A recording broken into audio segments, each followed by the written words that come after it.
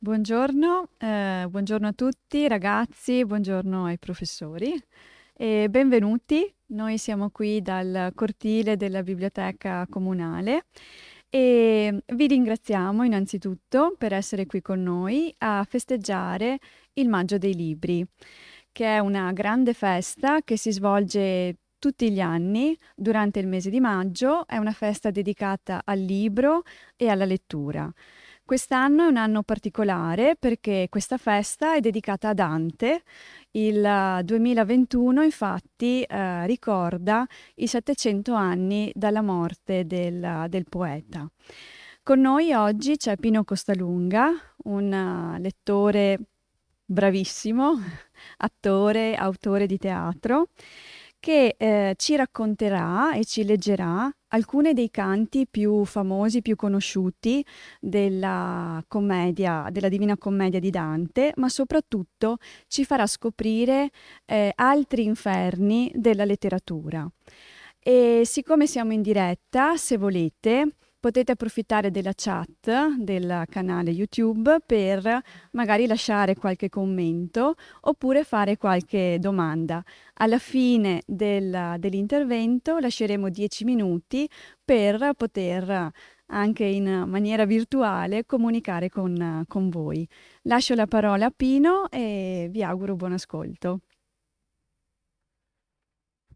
Buongiorno ragazzi, ragazze, buongiorno agli insegnanti. Elisa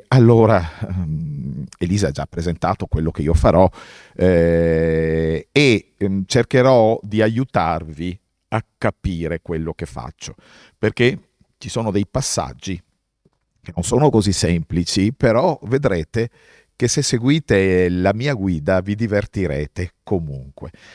Allora, cosa bisogna dire di Dante? Credo che a scuola ve ne abbiano detto di tutti i tipi di Dante perché è fondamentale per la cultura italiana Dante Alighieri.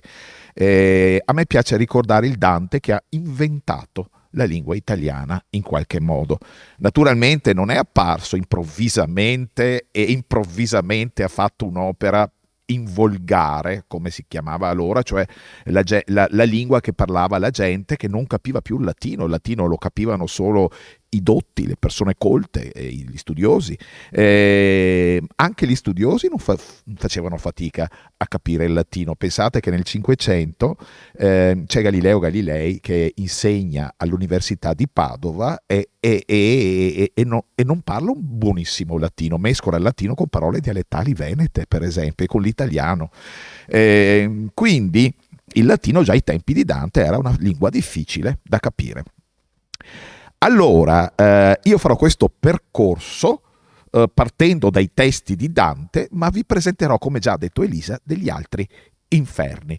Il consiglio primo che io vi do è di non cercare di capire parola per parola, perché è molto difficile. Lasciatevi andare dall'onda delle emozioni. Io cerco di portarvi dentro in questo ambiente, in questi ambienti e farvi provare delle emozioni.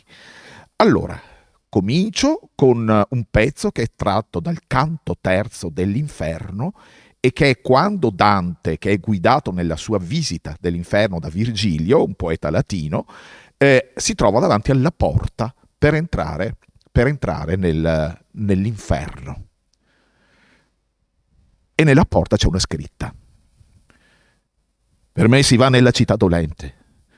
Per me si va nell'eterno dolore. Per me si va tra la perduta gente.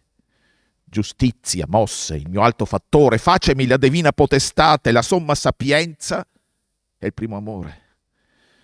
Dinanzi a me non fur cose create se non eterne, e io, eterna, duro. Lasciate ogni speranza, voi che entrate. Queste parole di colore oscuro vi dio scritte al sommo d'una porta, perché io, maestro, il lo senso m'è duro, ed egli a me, come persona accorta, qui si convien lasciare ogni sospetto, ogni veltà convien che qui sia morta.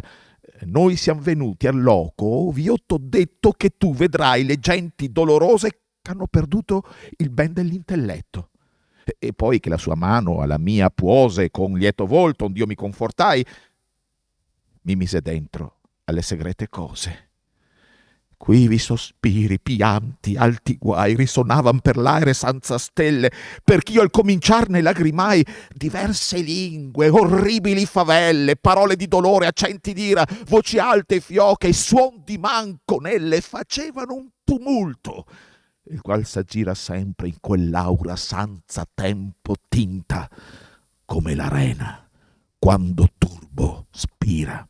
Ci sono solo pianti, disperazione, no? Dentro a questo inferno. Spero che abbiate capito almeno il senso di quello che io vi ho letto.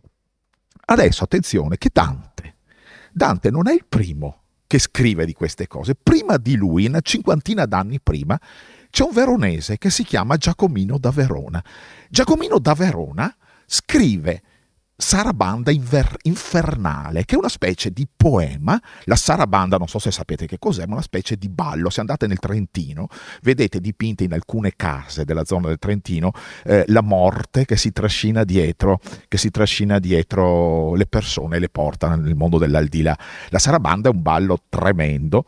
Ecco, allora Giacomino da Verona era un frate che predicava e aveva capito che per predicare alla gente si doveva usare una lingua comprensibile alla gente, e quindi lui, per spaventare le persone affinché non commettessero peccato, era un grande predicatore e descriveva l'inferno in modo poetico, usando la rima, come sentirete, in una maniera che faceva veramente paura.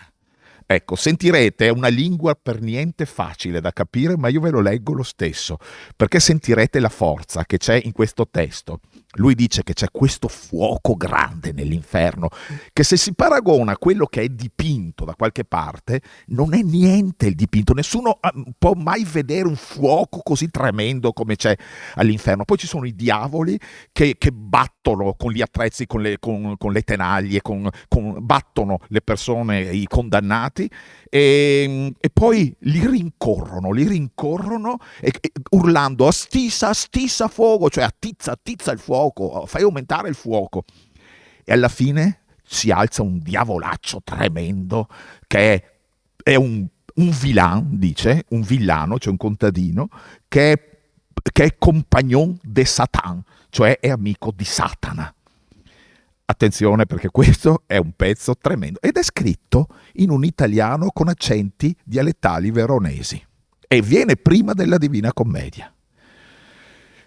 Lo fuoco è sì grande, la flamma e la calura che non si può quitar nell'essere sin scrittura.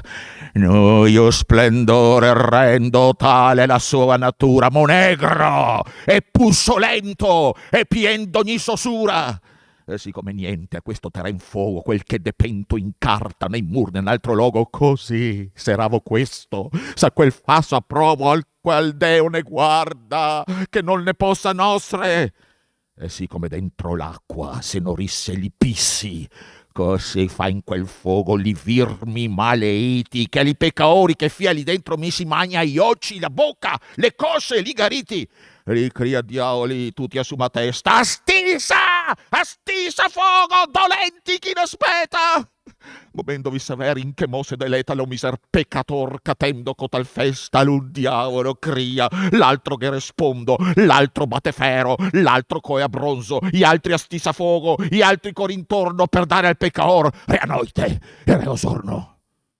E la fin d'Adreo, se esse un gran vilan, dal profondo d'abisso, compagnon de Satan, de 30 passa lungo, con un baston in man, per benedir scarsela al falso cristian, digando ad alta voce, ogni ancora il guadagno che non porta mol tempo che alcun de noi stia indarno. Altri prendo baili, altri prendo rastieti, altri stison de fuoco, altri lancia e cortei, non ha forse in scui né nelmi né capei, pur chi abbia manara, sape, forche e martei. Tanto gli è crudeli e de malafare usai, che uno aspetta l'altro de quelli malfamai, chi innanzi che può essere, quelli è li più biai corando come cani, che alla casa e affaitai Ma ben pensa il cattivo che vuole sir de zogo quando che tanti diavoli se ve corrir de provo che per maraviglia non è rimane in logo che non che ancora drei criando fuoco! Fuoco! Fuoco! Ecco. Adesso vi leggo invece il canto 26esimo. Il canto 26esimo è quello di Ulisse, è uno dei canti più famosi dell'inferno. Ulisse è condannato all'inferno perché pecca di ibris, si usa una parola, cioè di tracotanza, cioè si crede più grande di tutti. In realtà lui è un curioso, lui vuole conoscere il mondo. Dopo aver viaggiato dopo aver fatto una guerra di 10 anni, aver viaggiato per altri 10 anni, torna a Itaca, trova Penelope che lo aspetta ancora, ma dopo poco riparte perché lui vuole vedere ancora cosa c'è al di là delle colonne d'Ercole. Voi sapete bene che le colonne d'Ercole corrispondono allo stretto di Gibilterra, dove là si unisce o quasi si unisce la Spagna e il Marocco. Oltre a quel punto era considerato luogo dove nessuno sapeva cosa c'era. Allora, Ulisse è trasformato in una fiamma che parla. E Dante con Virgilio lo trova nel 26esimo canto e questo succede, questo dialogo succede. Lo maggior corno della fiamma antica cominciò a crollarsi mormorando più che come quello cui vento affatica. Indi la cima qua e là menando come fosse la lingua che parlasse, gittò voce di fuori e disse: quando mi dipartii da Circe, che sottrasse me più di un anno là presso Gaeta, prima che sì Enea la nomasse, né dolcezza di figlio, né la pietà del vecchio padre, né il debito amor lo qual dovea Penelope far lieta, vincer poterono dentro a me l'ardore che io ebbi a divenir del mondo esperto e dei vizi umani e del valore.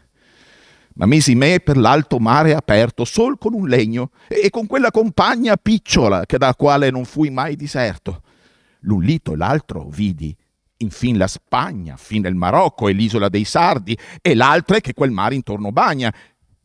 Io e i compagni eravamo vecchi e tardi, quando venimmo a quella foce stretta dove Ercole segnò i suoi riguardi, a ciò che l'uom più oltre non si metta. Dalla man destra mi lasciai Sibilla, dall'altra già m'avea lasciato Setta. «O frati», disse, «che per 100 miglia perigli siete giunti all'Occidente, a questo tanto picciola vigilia di nostri sensi che è del rimanente. Non vogliate negar l'esperienza, di retro al sol, del mondo senza gente. Considerate la vostra semenza. Fatti non foste a viver come bruti, ma per seguire virtute e conoscenza. I miei compagni fec'io così aguti con questa orazione picciola al cammino che appena poscia li avrei ritenuti, e volta a nostra poppa del mattino de remi facemmo ali al folle volo, sempre acquistando dal lato mancino.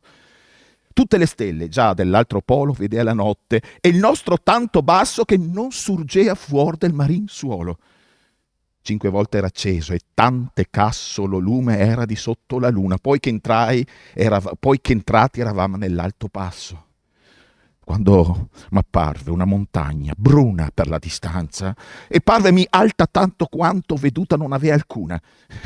Noi ci rallegrammo e tosto tornò in pianto, che della nuova terra un turbo nacque e percosse dal legno il primo canto 3 volte, il fe girar con tutte l'acque, la quarta levar la poppa in suso e la prora ire in giù come altri piacche, infin che il mar fu sopra noi richiuso.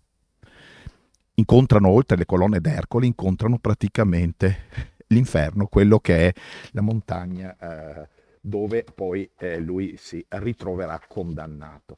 Ecco, perché ho parlato di Ulisse? Perché nell'Odissea, dove appunto Ulisse è protagonista, che è la storia, uno dei documenti più antichi della letteratura occidentale, l'Iliade e l'Odissea, nell'Odissea Ulisse torna dal viaggio, fa un viaggio che dura 10 anni, torna dalla guerra di Troia e visita anche gli inferi dove incontra la madre, ma gli inferni sono spesso anche inferni dei viventi E Ulisse, o Odisseo, come viene chiamato qui, vivrà parecchi inferni nel suo viaggio. Uno è proprio dentro una grotta buia dove vive un essere molto primitivo, con un occhio solo. Avete capito forse già chi è?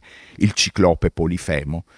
E Ulisse, con i suoi compagni, sempre preso dalla sua curiosità, vuole vedere da vicino questo ciclope, questo essere gigantesco e mostruoso.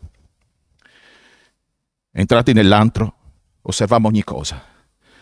Dal peso dei caci i graticci piegavano, steccati c'erano per gli agnelli e i capretti, e separata ogni età vi stava chiusa, a parte i primi nati, a parte i secondi, a parte ancora i lattonzoli.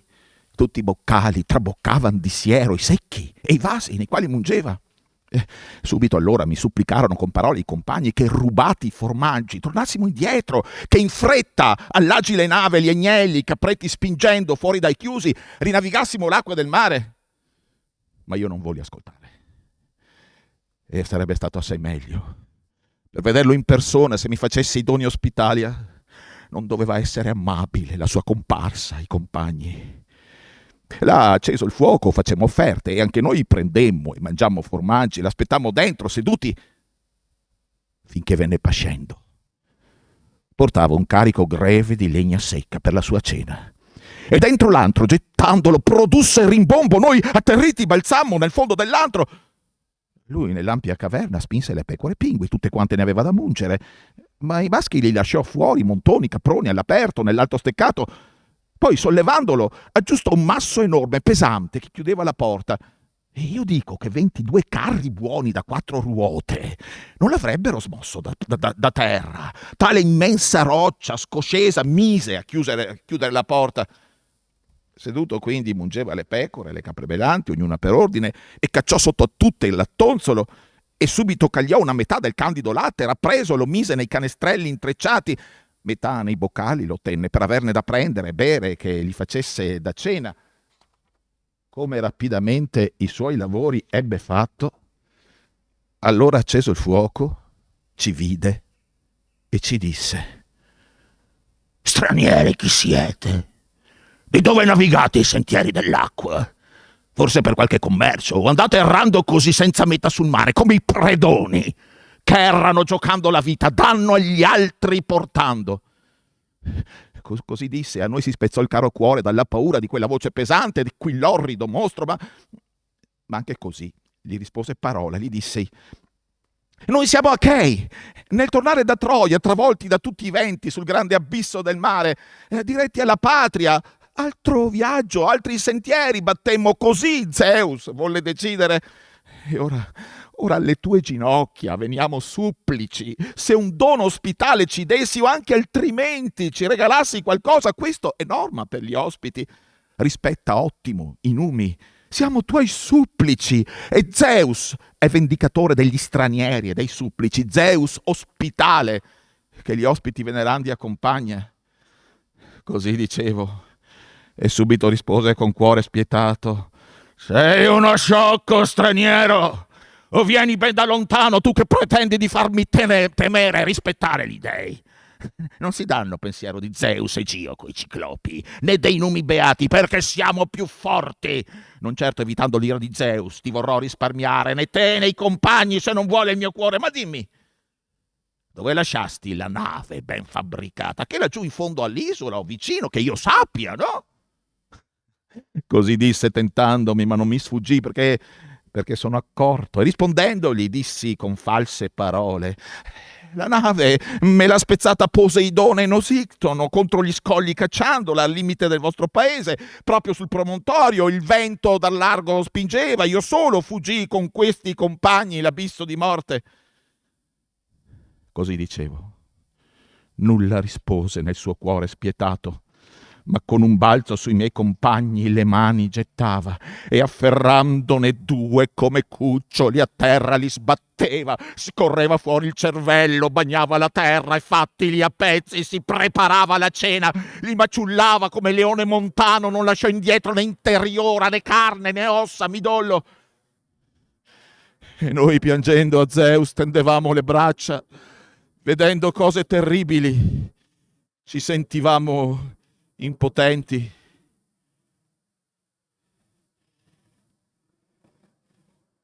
Quando il ciclope ebbe riempito il gran ventre, carne umana mangiando e latte puro bevendo, si distese nell'antro, sdraiato in mezzo alle pecore. E io pensai nel mio cuore magnanimo d'avvicinarmi e la spada puntuta dalla coscia sguainando piantarla nel suo petto, dove il fegato s'attacca al diaframma. Infatti noi pure là perivamo di morte terribile, non potevamo certo dall'alta apertura a forza di braccia spostare l'enorme roccia che vi aveva addossata. Così gemendo aspettammo l'aurora lucente. Come figlia di luce brillò l'aurora di Tarosate, accese il fuoco di nuovo, munse le pecore belle, tutta per ordine, cacciò sotto tutte il lattonzolo. Poi, quando rapidamente i suoi lavori ebbe fatto, ancora afferrando 2 uomini, si preparò il pasto. Mangiato, spinse fuori dall'antro le pecore pingui, senza fatica togliendo l'enorme masso, ma subito ve lo rimise, come se alla faretra rimettesse il coperchio, e con un lungo fischio al monte volse le pecore pingui il ciclope. Io rimasi a meditar vendetta in cuore, se avessi potuto punirlo, ma avesse dato a Atena quel vanto. E questo nell'animo mi parve il piano migliore.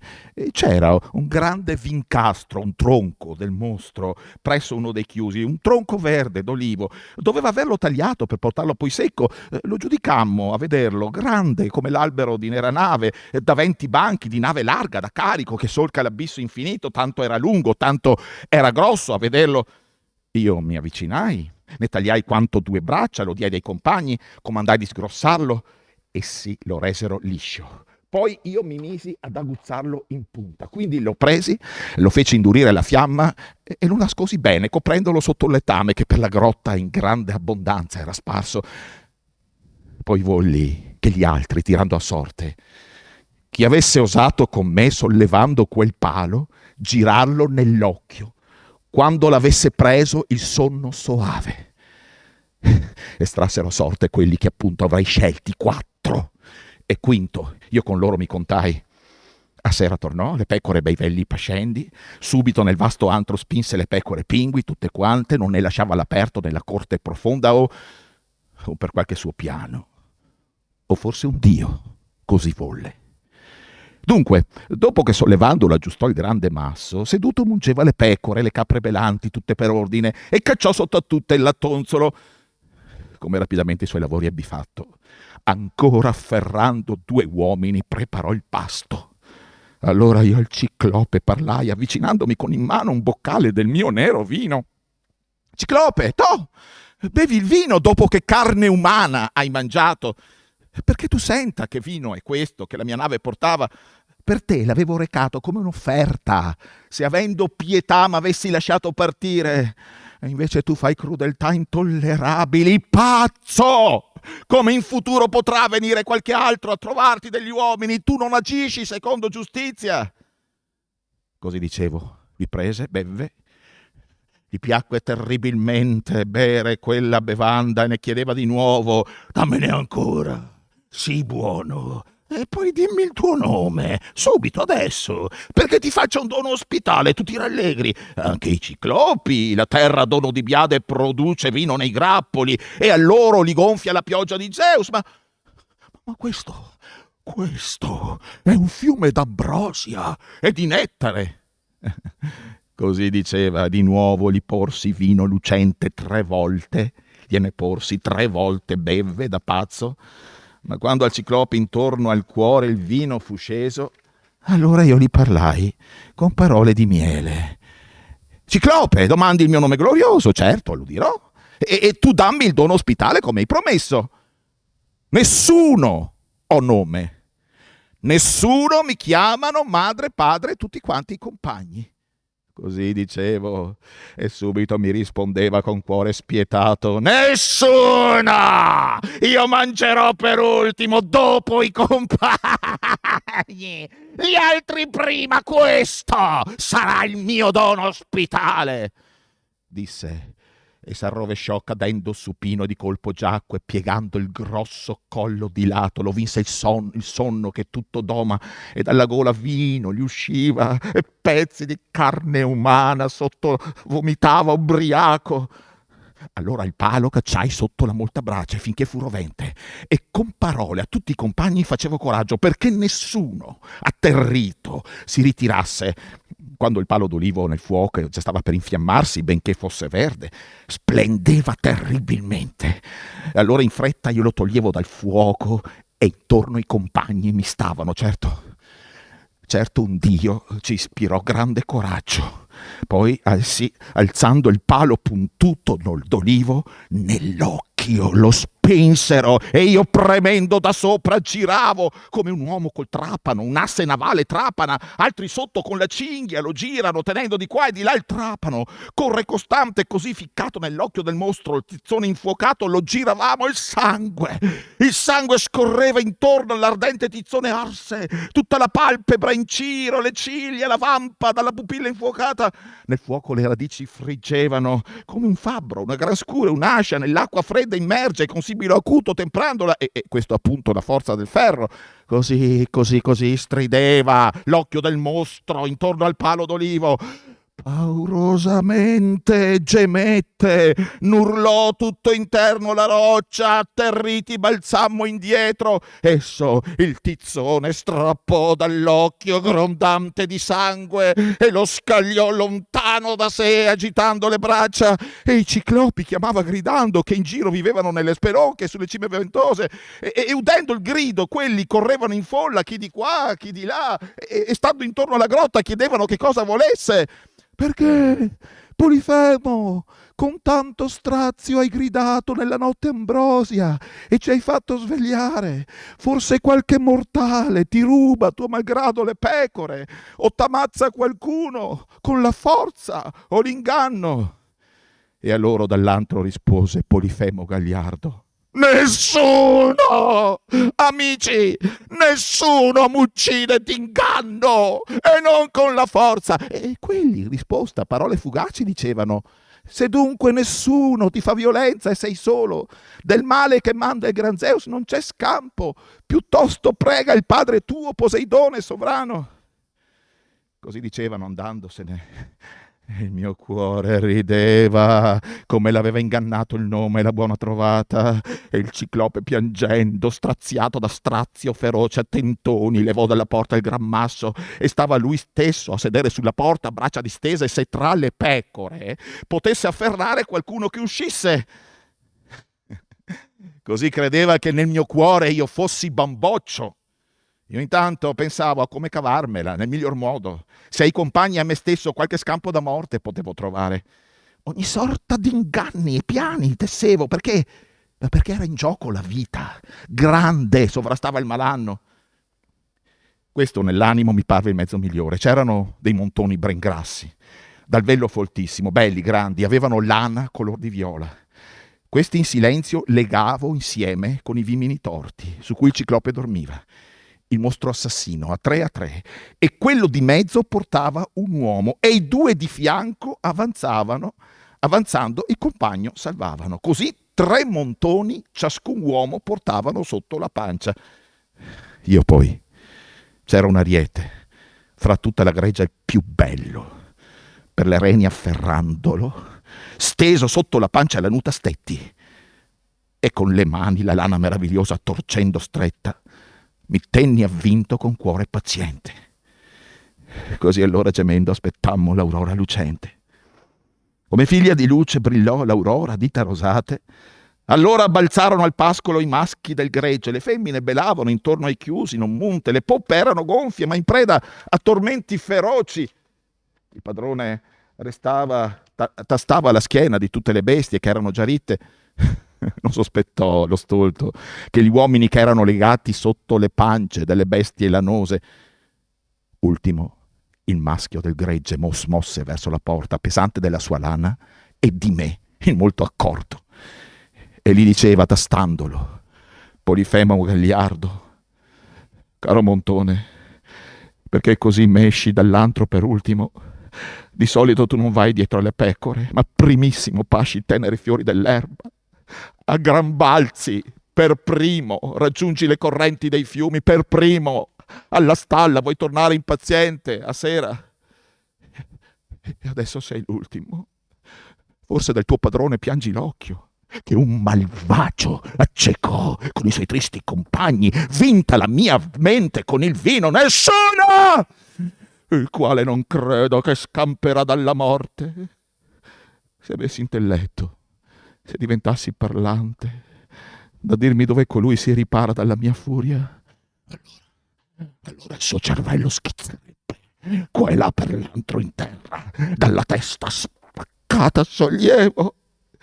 Il mio cuore avrebbe dalle torture che questo nessuno da nulla m'ha inflitto.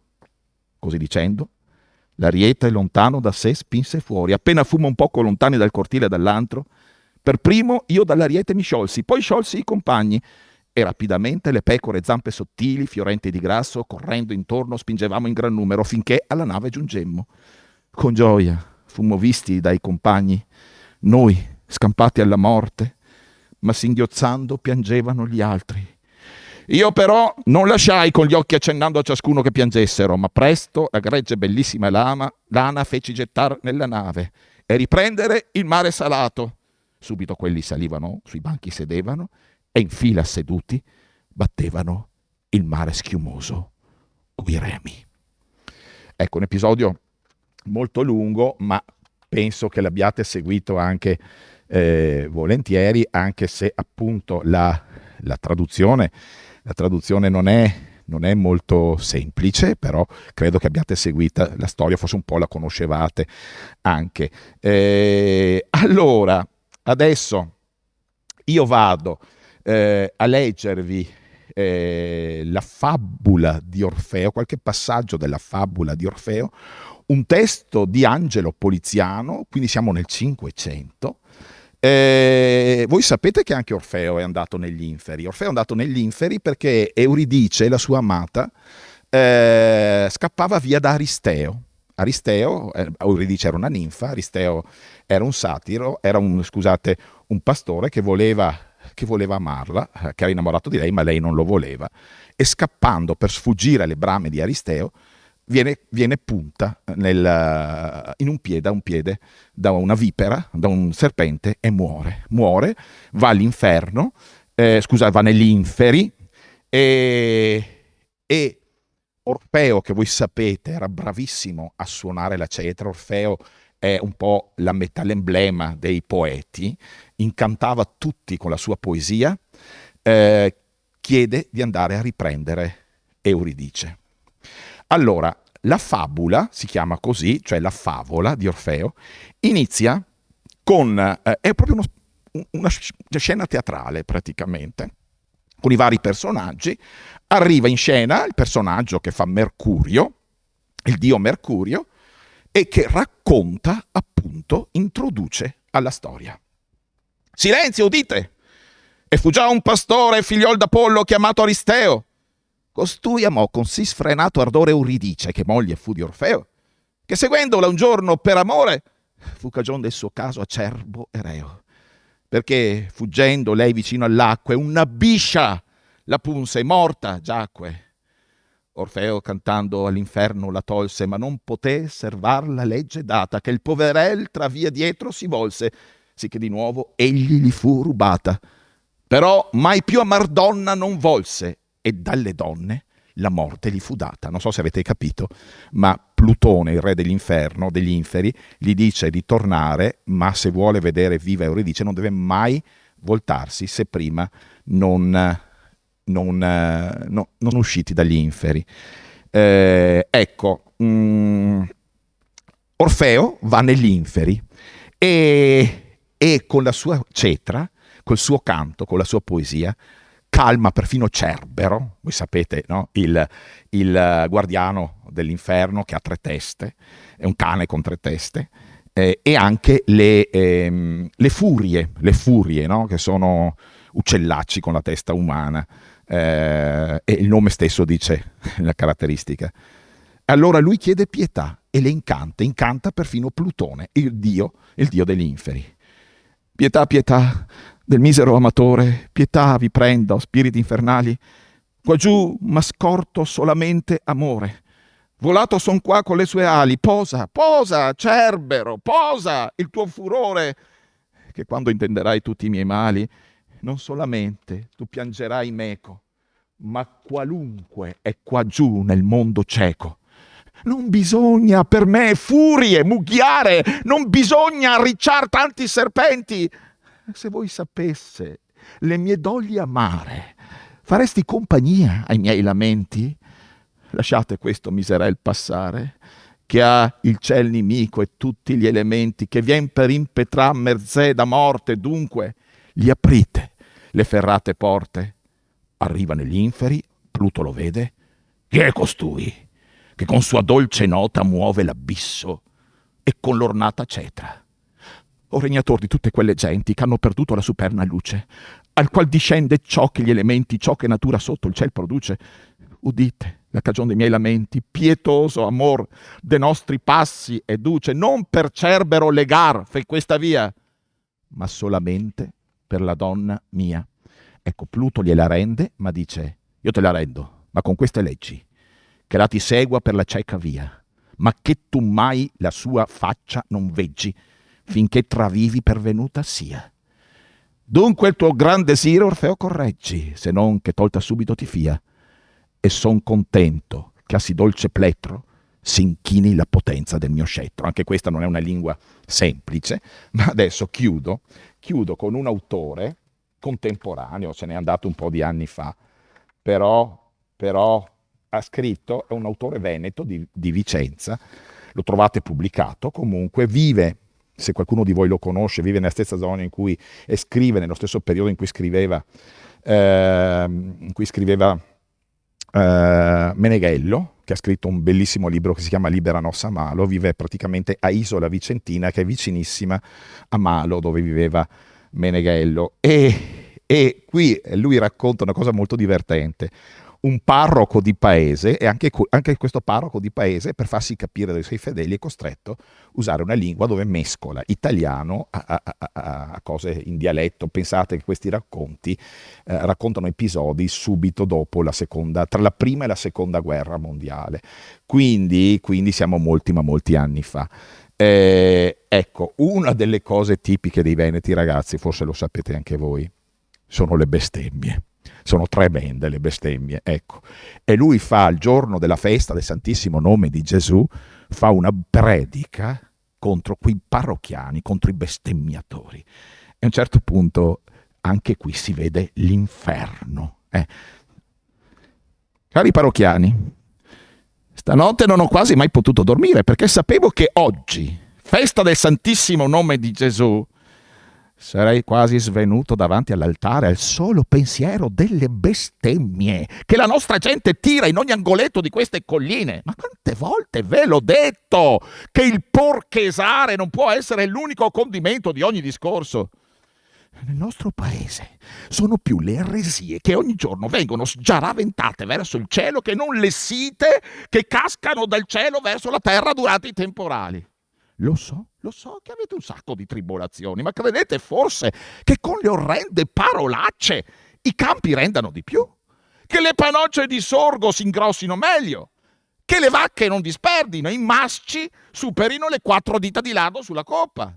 E poi vi sento strissare moccoli anche per niente, per un pampano di visela strappato da una capra, per una gambetta di pomodoro appena trapiantata e colpita male dalla sapa, o addirittura per errori di calcolo nel battere il fante durante le partite all'osteria. Dunque stanotte non ero capace di trovare pace, e quando, vinto dalla stanchezza, mi impisucai un po', mi parve di essere nel mio orto, sotto il cacaro dietro la canonica. Improvvisamente mi vidi davanti un bruttissimo diavolo che spusava più del becco dei Carraro. Questo diavolo sganassava tutto contento e mi invitava a guardare dentro un buco che s'era appena aperto vicino alla masiera. tremando dallo spavento, gettai l'occhio e m'accorsi che dentro c'era come una fornace immensa, rossa di fiamme e di bronze. «Questo è l'inferno», disse il diavolo, «e se osservi bene puoi vedere che nonostante la tua presenza in questo paese, gli uomini morti negli ultimi 10 anni, noi te li abbiamo roccolati tutti quanti». E infatti tra le fiamme ne riconobbi moltissimi nati, battezzati, cresciuti qui nelle nostre contrade, in mezzo a quei dannati. Strisciavano draghi schifosi, i quali con le unghie delle zampe aprivano loro la bocca e con la coda fatta a tenaglie strappavano ad ognuno la lingua. «Conserviamo le lingue», gorgogliava il diavolo, «per un trattamento a parte. Peccato che dei vostri 21 morti abbiamo solo 20 lingue laggiù». Un lampo, un altro sganassamento, e mi trovai seduto sul letto in un mare di sudore. La visione era scomparsa. Era stato un sogno frutto di caldanelle improvvise o qualcosa voluto dal Signore? Me lo chiedevo calmandomi poco a poco. Poi cominciai a riflettere. Ma intanto perché il diavolo aveva affermato che 21 erano i morti finiti come bestemmiatori all'inferno e di questi laggiù si trovava una lingua in meno? Pur ricordando tutti i funerali ad uno che i conti mi tornarono. 2 anni fa, cadendo di notte ubriaco in un burrone, morì il muto, che andava per carità senza mai parlare. Quando veniva contrariato o gli si rifiutava di dargli da bere, il muto era solito fissare con occhi spiritati la gente. Si pensava che provasse dolore e nient'altro, invece anche lui, forse con più forza degli altri, si concentrava per concepire con tutta la sua anima delle solenni bestemmie, capite? Pur senza lingua, anche il muto bestemmiava. Ecco, ho finito con questa cosa divertente che ci riporta a una cosa non così antica, ma questa abitudine di raccontare l'aldilà, di raccontare l'inferno, dura ancora oggi. Cioè trovate autori che parlano di viaggi nell'ultraterreno. Ecco, io spero che nonostante la indubbia difficoltà di qualche passaggio, la cosa vi abbia divertito e vi sia piaciuto e abbiate capito anche che Dante comunque si inserì. Lui è stato il genio che ha creato la lingua, che ha scritto questo poema bellissimo, ma si inserisce una tradizione che era già in qualche modo iniziata, cioè quella di raccontare l'inferno, il paradiso, dei frati con grandi prediche che usavano una lingua volgare, cioè una lingua che la gente non esperta di latino, che non conosceva più il latino, poteva capire. Allora vi ringrazio, non so se c'è qualche domanda, se qualcuno ha scritto qualche domanda. Non c'è domanda, allora io, ragazzi, magari mandate qualche commento, anche a me può essere utile per assestare delle cose. Ecco, io vi ringrazio, ragazzi e ragazze, ringrazio gli insegnanti di questo tempo passato insieme e speriamo di rivederci non così, ma una volta dal vivo. Grazie e alla prossima.